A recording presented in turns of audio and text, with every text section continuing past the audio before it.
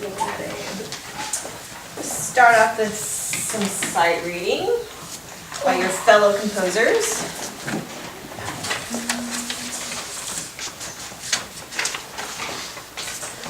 For those of you guys that received comments from me on the sheet that you handed back, that you turned in and I gave back to you, if you want to, if based on the comments that I wrote, if there's anything that you want to retry and resubmit, just to kind of see if you can have a good handle of what that composition thing was, you're absolutely more than welcome to. But these are more examples of what people have created. Andrew, I couldn't read what it said. What was your word description? Can I see it? I don't remember it.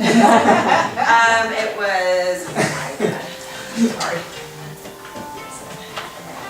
It's also because I took a picture of it, so I didn't pick it up very well. But it was... Did say something though. It did say something, yes. So where is it?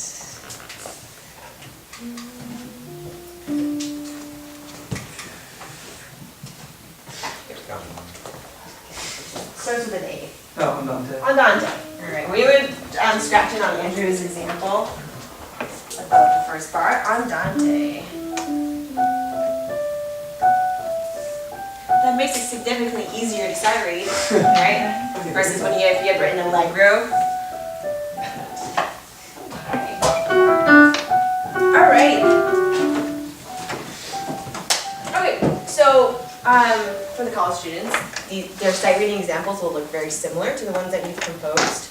All right, so some of the characteristics for this particular sight reading skill check that we're doing is it's in a pentascale, and your hands are going to be 2 octaves apart. All right, so for them, for you guys, for the class, just make sure your octave placements are correct, right? Because you actually get some points for that. So make sure, whether you are looking at the treble clef or the bass clef to base your reading off of, take a second, make sure you double check that your hands are where they need to be, okay? Or else you could play the entire example correct, just an octave too low or too high, and you get knocked off for that, and that's just silly, all right? So take that 2 seconds and double check it. So let's start with Kevin's example. And we're gonna do something, we're gonna shadow, you're not going to play, all right? Because it's sight reading, you do have time to look at it. We need to put that information into our brain, process it. Musicians rarely sit down and just start playing. We actually have to process that information, and we're going to take a minute to do that. All right. So what I'm seeing is I'm in G major. Okay, I'm going to find my G major pentascale. Double check where I am on the keyboard. And then you're going to ask yourself, okay, so do I start on the first scale degree, on the third degree, second, fourth, or fifth, right? You want to know where you're starting from. Find your dominant, so you kind of know where you might need to, what's the highest note you might need to get to, and where it is, and then also where it ends.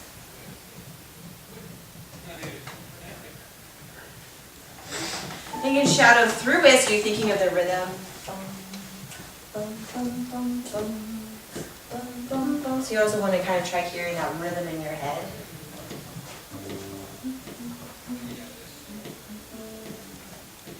So you can do finger twitches as if you're playing.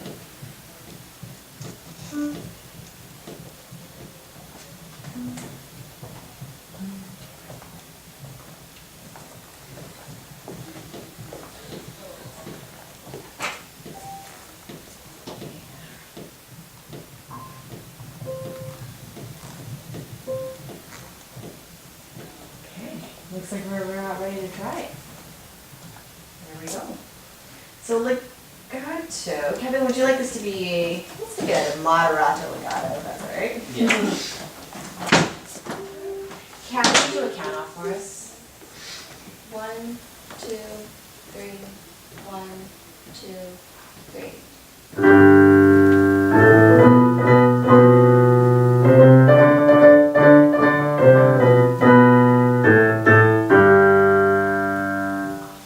Well done. Yes. Very good. Take a look at Veronica's example, walk through those steps by yourself, shadow it.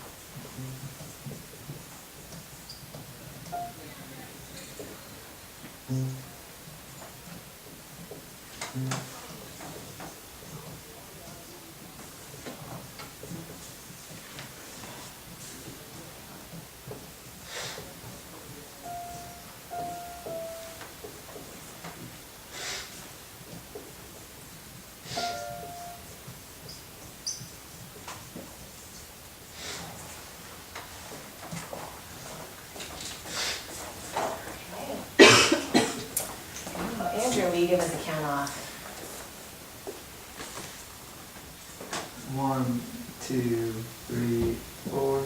2, 2, 3, 4.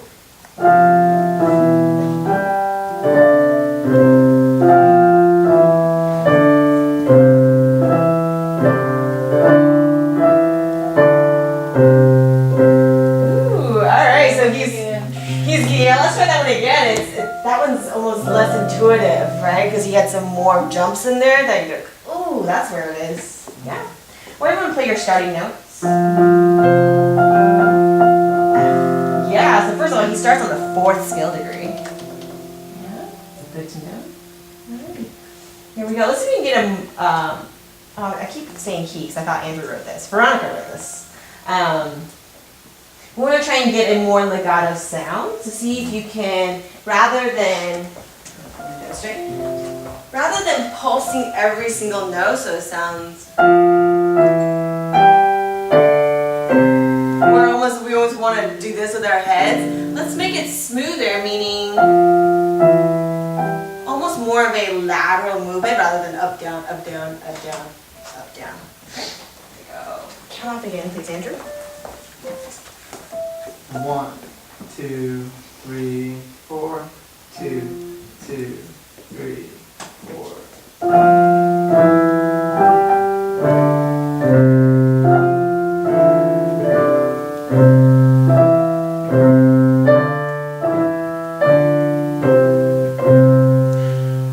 Much better. That sound, if you were in my spot and you weren't focused on playing, you would hear that all of a sudden we got that legato touch just by thinking more left and right, sideways movements rather than impulsing every quarter that we have. Alright? So these are the steps. This is literally what's going through your brain. Good. Right? All this you can usually check off within about a minute. Okay.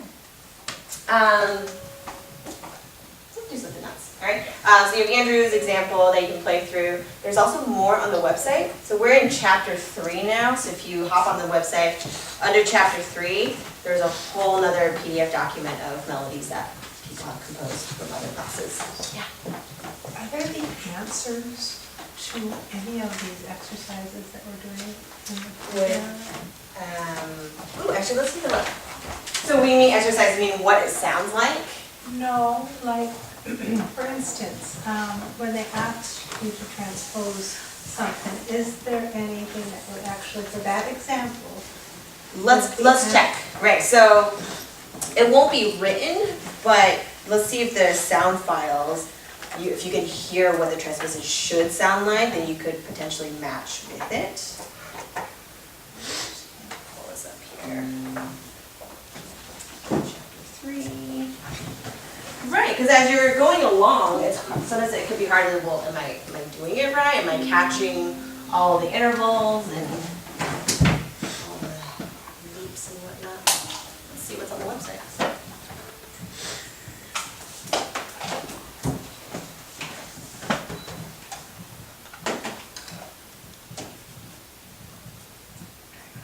Chapter 3.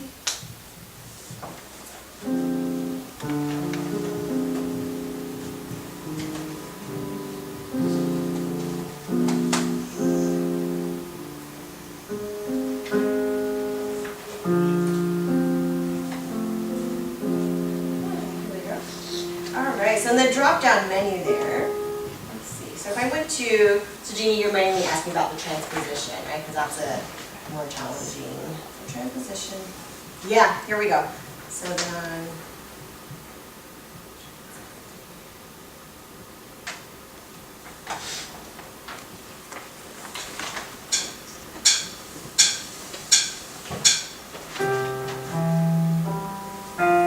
this is in C major. Right, so in that particular example on item A, it's asked you to transpose down to C major, and what you hear is in C major. Okay. So if you were to play along with it, then you go, oh, there it is, or oh, that's not it. Okay, thank Take a look. Yeah, that's actually, that's why we like the website, because we're able to have you check in on what sounds correct. Because you're right, when you're by yourself, wrong notes just go into the void, and we have no idea that they're wrong notes. They just are, right? Yeah, so hop on the website for those examples. So if you look, so in the drop-down menu, at the bottom here, we have a bunch of mid-semester review materials. Okay. And yes, they do include MP3 files. So there's sight reading. Yep. So these ones are sight reading, so here you will hear exactly what you see.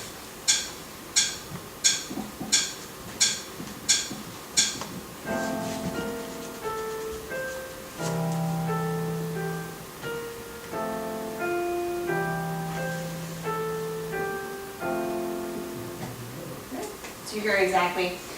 These are different from what you are asked to do on the jury, right? Because remember, a jury, your two hands are playing the exact same thing. Then this is our next thing that we're doing, but it's still good sight reading material. So what you're going to do is read the treble clef and just put your left hand 2 octaves below. So it'll seem just like the jury. Yeah, other questions on sight reading? Alrighty, so go ahead and keep these with you. Alright, let's take a look at Little Joke.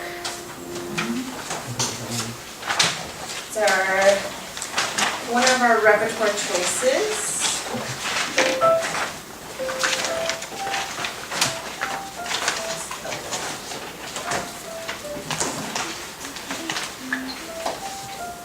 Alright, so after listening to it, and also some of my notes because I started working on it, what are some characteristics that a Little Joke is going after?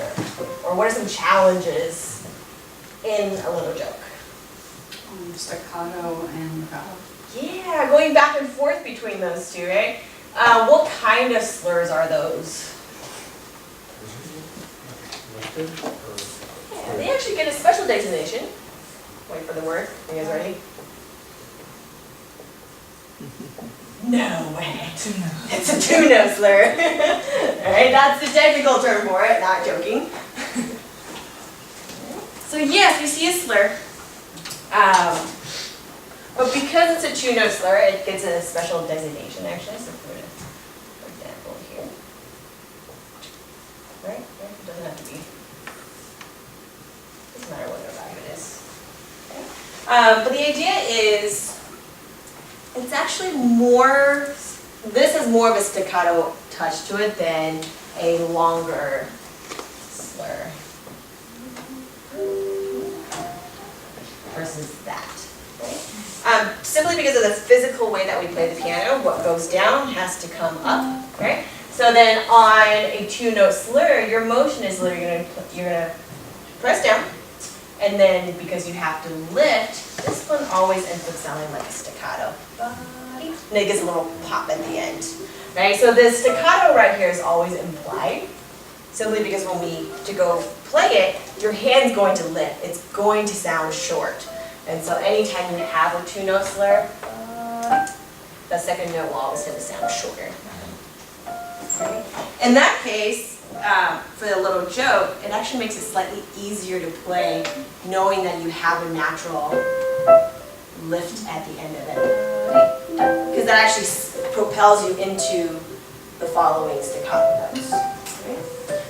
Let's go and put your hand in G major pentascale. And let's just going to do drop and lifts. Let's do 1, 3. So we're going to do a third. So G to B. You're not looking at any music. We're just going to do a little exercise. So let's do 3 of each. And then you're going to go to 2, 4. 2, 4, 2, 4, 2, 4. And then 3, 5. Yeah, you guys already got it. So in G position. So 1, ready, play. Drop, lift. 2, 4, 2, 4, 2, 4, 3, 5, 3, 5, 3, 5.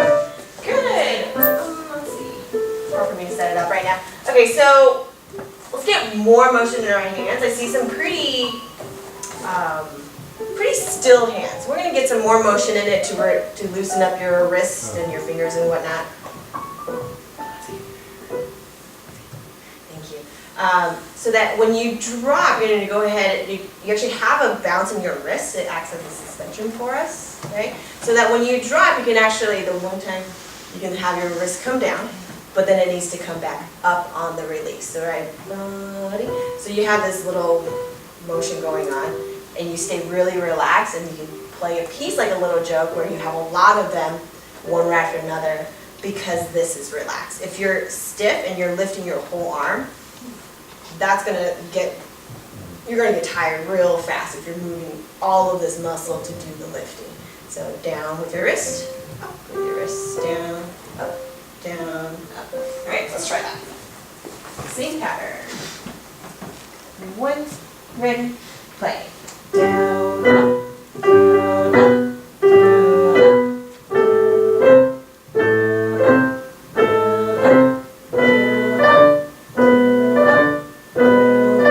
There it is. Okay, one more thing on that. When you're doing your up, pretend there's a ceiling on your keyboard. Okay, so when you go up, instead of flying up into the stratosphere, you're going to have a hard time finding your next part. So keep it a little bit more contained when you're doing your lifts. So as if you have a ceiling and you can't go above that particular place. Because that'll keep your hand in position for whatever's next in your music. Alright, once more. 1, ready, play.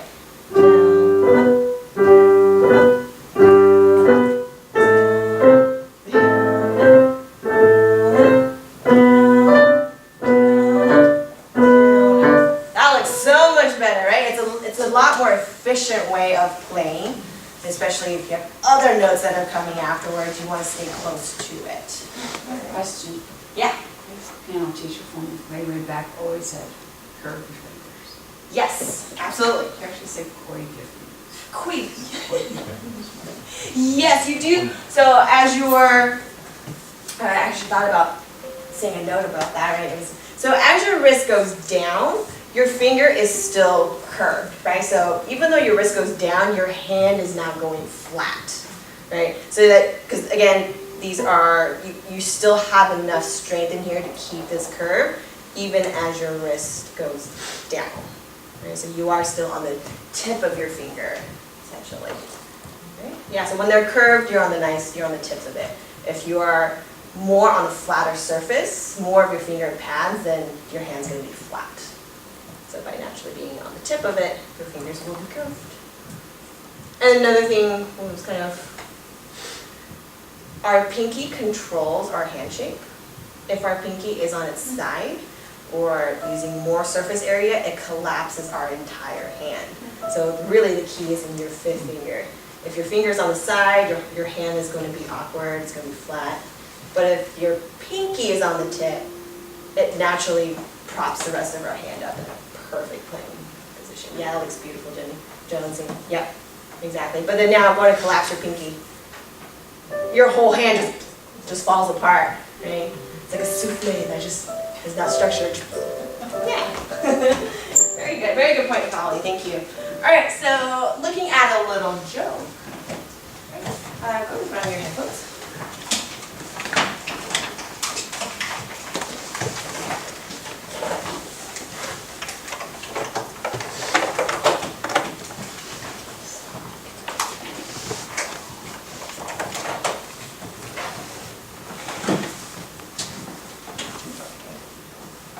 So in the little Joe, you have once every 2 bars. But now you actually have time to doing those lifts on them. Okay? So actually, I would like you guys to work on a couple lines of it. I'm going to be coming around watching your wrists and seeing where they are and how you're lifting them. I think your fingers are still curved. Okay? So take a look at that. You do want to notice though on the requirement sheet for the college students, a little joke, minimum tempo is 104, which is pretty quickly.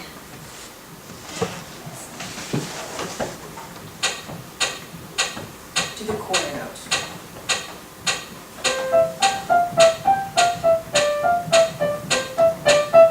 Which emphasizes the fact that if you do a high lift, you're going to have no time to go back down to beat 2, so it's got to stay nice and close to the keyboard. And very small motions. So your wrist is moving, it's flexible, but it's a tiny, tiny motion.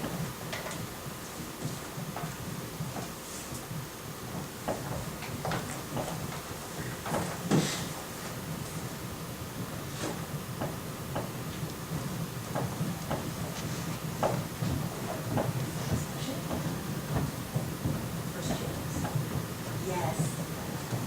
And then the rest are also short. Perfect. It's easier to play that way.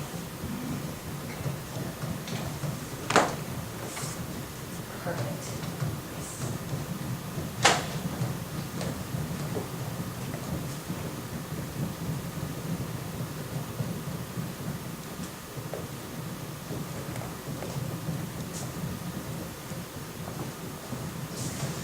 Andrew, yours is sounding like a 3-note slur. Yours is sounding like a 3-note slur. Make sure you stick with that.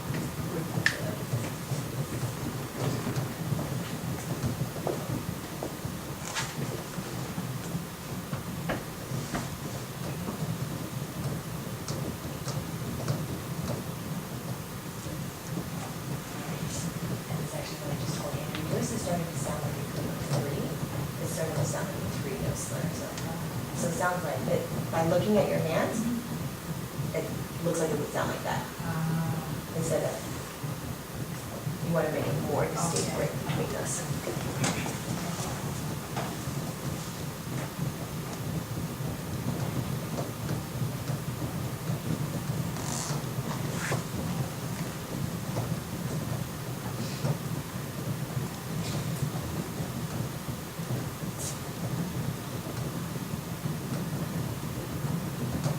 That looks so good, just total ease. And if you were to do this on the journey, you can do it faster at 104 because you're clearly playing it faster, so why not?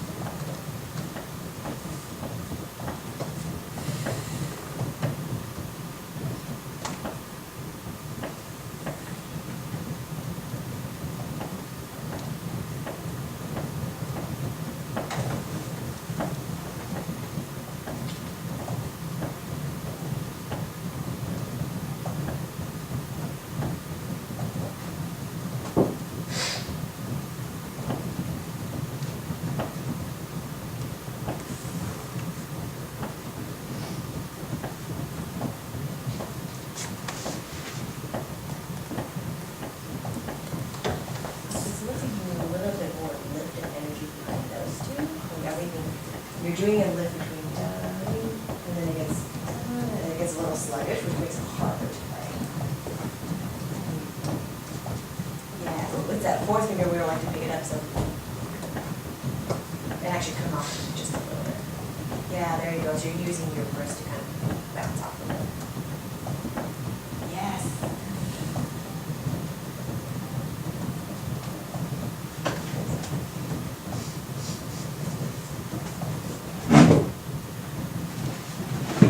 Yes, and for you, it's going to be focusing on getting that fourth finger off.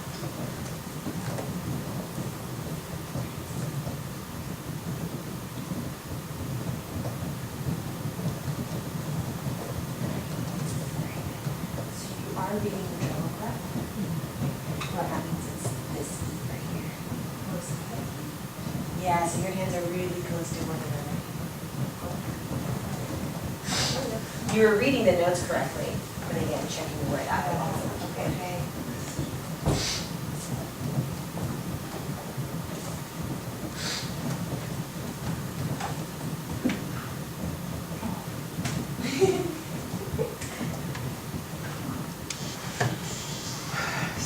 Okay, so right hand, left hand. Oh, so it's still going to be your left hand being the lead in treble clef. Oh, okay, yes. There it is.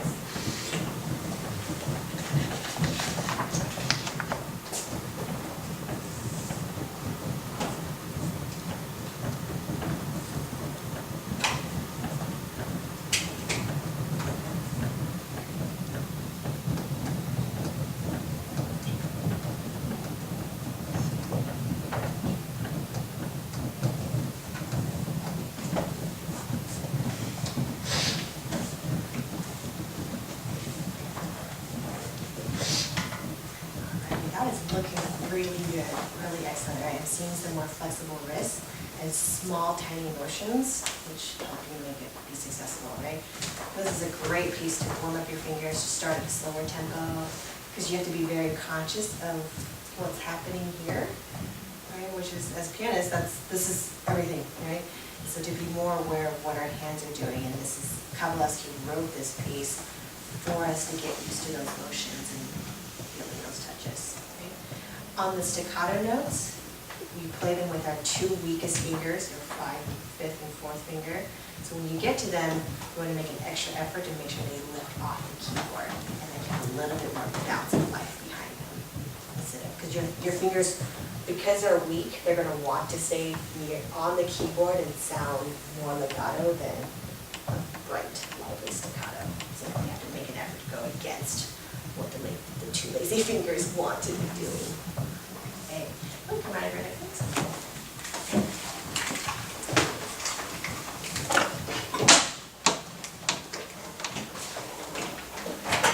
Let's switch gears into talking a little bit more about theory today to build on what you know.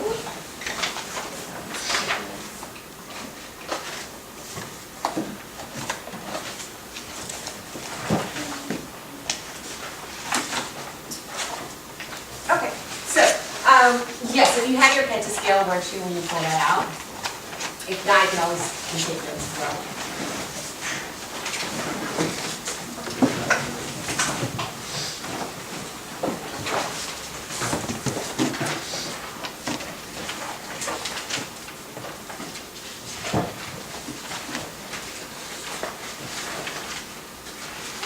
Alright, so these dots printed off as great on your worksheet, alright, but this is exactly what you have on your worksheet. Alright, we're starting the key of C, so we're going to go ahead and extend our pentascales out into a full scale, because as musicians, we've all played it at some point, but now, especially once we start talking about the Roman numerals, it does involve the entire scale, so if we go back and fill that information in, it will make the Roman numerals make more sense. Absolutely. Yeah, Jenny, do you want to move to this keyboard right here so you can see? Yeah, Joe, you can actually move here if you'd like. Okay, so in the C major scale, most of us could always say, yeah, no sharps, no flats from C to C. All right, so then after the pentascale, then you would have an A, a B, and then to a C. So those would be your other three notes.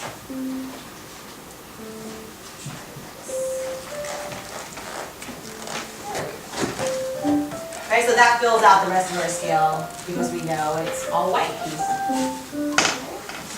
Okay, so now we can take a look at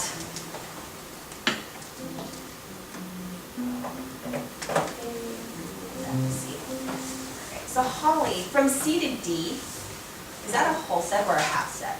Whole step. Kat, from D to E. Full step. Bill, from E to F. Yeah. Jenny, from F to G. Ooh, F to G is a whole Oh, because we have that key right there. So there's something in between. F to G is a whole. G to A, Ginny.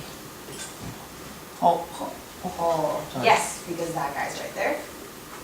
What about A to B, Deidre? oh, Because again, that black key's there. And B to C, Joan. F. Perfect. Because there's nothing, no black key in between. Or white key. It's just they're right smack next to each other. Alright? So this whole half, whole half, that makes up all major scales. Doesn't matter what note you start on, it could be an E flat major, F sharp major, C sharp major. It's always going to follow this pattern. Okay? So now we're going to figure out. So in the key of D, what is going to finish out our pentascale? What's going to make our pentascale into a scale? Alright, so then here's our whole step. We need a whole step, which is why we do actually go up to the F sharp there. And then F sharp to G, there's our half step. And then whole step. What's next? B. B, because we need a whole step right there. We need another whole step. C sharp. C sharp. So we're going to skip. Oop, that doesn't show up there. We need this guy. Because we need a whole step. So here you're creating a whole step by skipping that white key. Whole step, and then that's Teutonic. And that fills out the whole scale.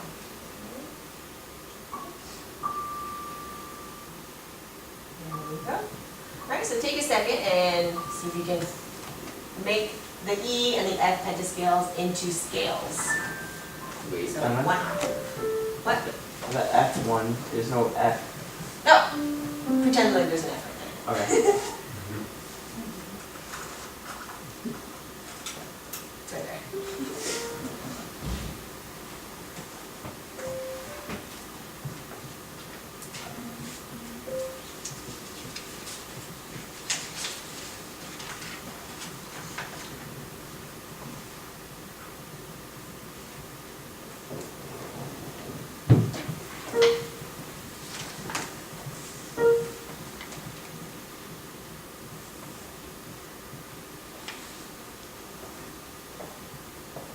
So if you came across a musician and said, "Oh, when you play this piece, it's in the key of A major."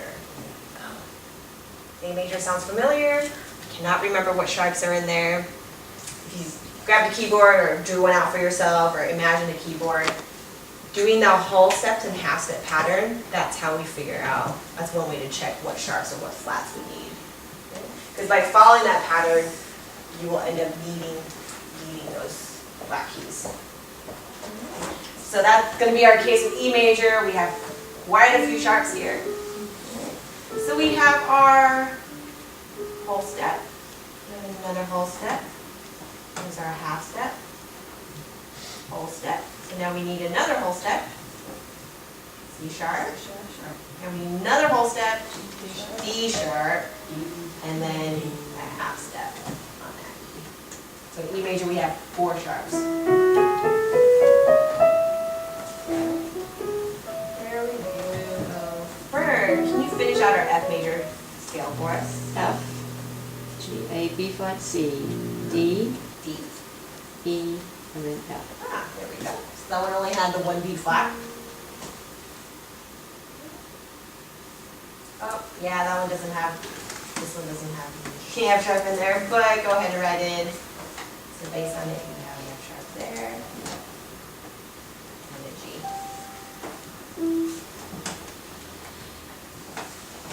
So we always need to add the whole half to complete that pattern. And with that A major, yeah, let's see, so D, we need another whole step, right, which takes us to our F sharp.